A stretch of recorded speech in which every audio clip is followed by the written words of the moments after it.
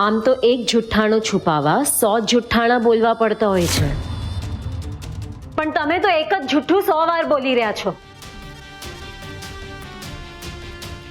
સંભાળજો, ક્યારેક તમારા જ જુઠ્ઠાણામાં ફસાઈ જશો. એની ચિંતા તમે ન કરતા, એ હું જોઈ લઈશ. ભાઈ, તમે લોકો મારા જ ઘરે આવીને મારા પર આરોપ લગાવો છો અને હું આરોપ સ્વીકારી લઉં એવું તમે મારા પર દબાણ કરો છો.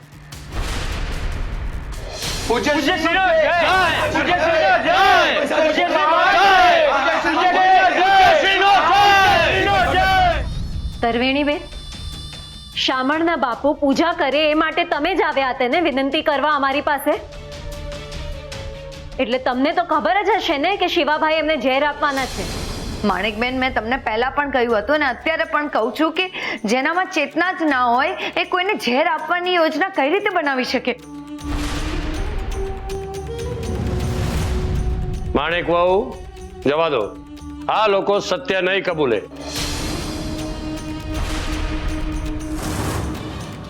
હું હમણાં જ નરસિંહને લઈને રાજ દરબારમાં શિવાના વિરુદ્ધ ફરિયાદ નોંધાવવા જઈ રહ્યો છું.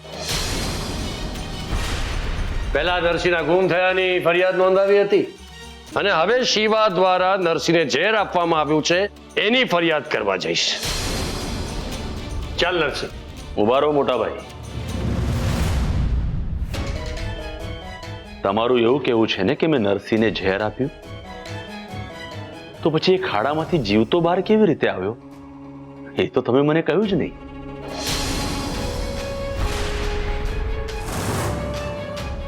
બોલ નરસિંહ, તું જીવતો પાછો કેવી રીતે આવ્યો?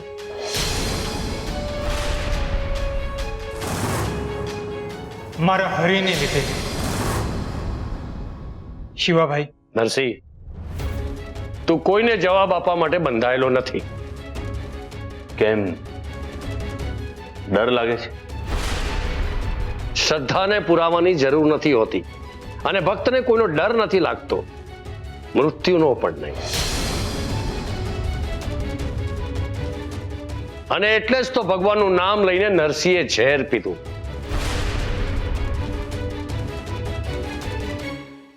ચાલ નરસિંહ.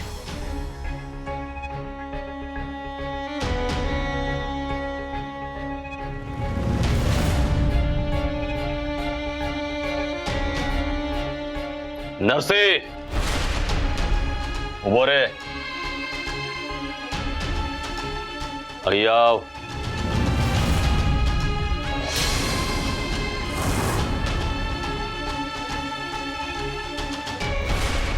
તારે મને જવાબ તો આપવો જ પડશે, કારણ કે મારા પર તને ઝેર આપવાનો આરોપ મૂકવામાં આવ્યો છે.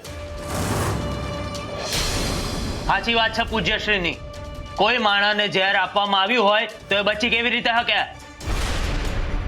અને જો નરસિંહભાઈ જવાબ ના આપે તો આપણે સમજી જવું કે એ પૂજ્યશ્રી ઉપર ખોટા આરોપ લગાડે છે.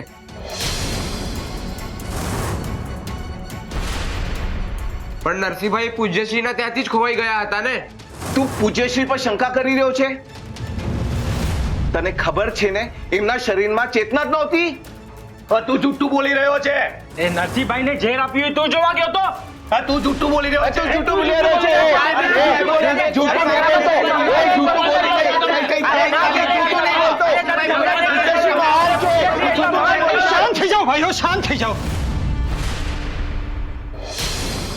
હું શિવાભાઈના સવાલનો જવાબ આપવા માટે તૈયાર છું, પણ મને ખબર છે મારી વાત પર બધા વિશ્વાસ નહીં કરે, કારણ કે જેના મનમાં શંકા છે એનામાં શ્રદ્ધાની સાચી સમજ નથી હોતી. શિવાભાઈએ મને ઝેર આપ્યું હતું એ સત્ય છે, અને હું ખાડામાંથી જીવતો બહાર આવ્યો એ પણ સત્ય છે. એક મનુષ્યએ મારા પ્રાણ લીધા હતા અને એ જ પ્રાણ મારા હરિએ મારામાં પાછા પૂર્યા. હા, મારા હરિએ જ મારામાં પ્રાણ પૂર્યા છે. ઓહો હો હો હો હો. એટલે ઈશ્વર સ્વયં આવીને તારા શરીરની અંદર પ્રાણ પૂરીને ગયા.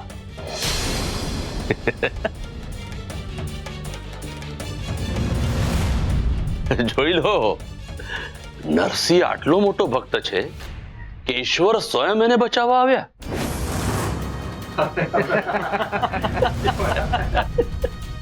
પૂજ્ય શ્રી આટલું પૂજા કરવાનું કહ્યું ત્યારે નરસિંહભાઈએ કહ્યું હતું કે અંધશ્રદ્ધાનો વિષય છે. તો તમારા શરીરમાં પ્રભુએ પ્રાણ પાછા મૂક્યા એ અંધશ્રદ્ધા નો કહેવાય. આ અંધશ્રદ્ધા છે. હા હા, અંધશ્રદ્ધા જ છે ને ભાઈ. ના, સમયાંતરે ભગવાન સાચા ભક્તને પરછા બતાવતા જ હોય છે. એમ તો પછી મારા શરીરમાં પ્રાણ નહોતા ત્યારે મને બચાવવા માટે ભગવાન કેમ ના આવ્યા?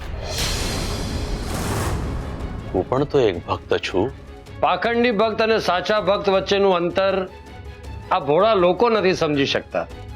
ઈશ્વરને તો સમજાય જ છે. અને આમ પણ તું મર્યો નથી એટલે આ સવાલનો કોઈ અર્થ નથી. તને કદાચ યાદ આવ્યો પણ મને બરાબર યાદ છે. વર્ષો પહેલા આ જ રીતે આવું જ ષડયંત્ર તે કર્યું હતું અને ત્યારે પણ એઠું ફળ ખાઈને મૂક્યું હતું અને આ વખતે પણ એ જ કર્યું. મોટા ભાઈ, ભૂતકાળની વાતોથી વર્તમાનમાં બનેલી ઘટનાઓને સાચી સાબિત કરવા માટે તમે અસફળ પ્રયત્ન કરી રહ્યા છો. અરે ઈશ્વર ધરતી પર કોઈ સામાન્ય માણસને બચાવવા માટે આવે જ નહીં. આ નરસિંહ ખોટી વાર્તા બનાવી રહ્યો છે. પહેલા તો એ ગાયબ થઈ ગયો, પછી પોતાના માણસોની મદદથી ખાડામાં જઈને ઉતર્યો ને પછી ગુંગળામણ થવા લાગી એટલે બહાર આવ્યો. જેમ તમે ખાડામાં ઉતર્યા હતા અને તમારા માણસોએ ખાડો પૂર્યો હતો એમ જ ને.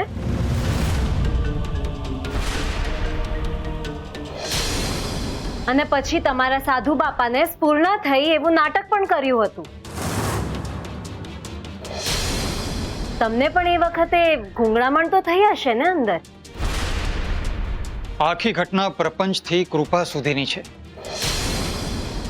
મારા હરિની મારા ઉપર કૃપા થઈ એ વાતને શિવાભાઈ જુઠ્ઠાણું સાબિત કરીને પોતાના પ્રપંચને છુપાવી રહ્યા છે. આ ચર્ચાનો કોઈ અર્થ નથી નરસિંહ. શિવા પાસે ભક્તિના નામે પ્રપંચ છુપાવવા સિવાય બીજો કોઈ રસ્તો નથી. પણ આપણી પાસે છે. આપણે રાજ દરબારમાં જઈને શિવા વિરુદ્ધ ફરિયાદ કરીશું કે શિવાએ તને ઝેર આપ્યું હતું.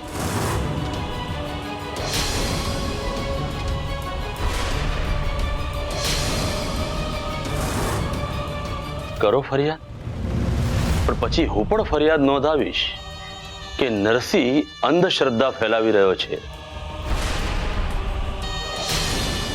કે ઈશ્વરે નરસિંહમાં પ્રાણ પૂર્યા.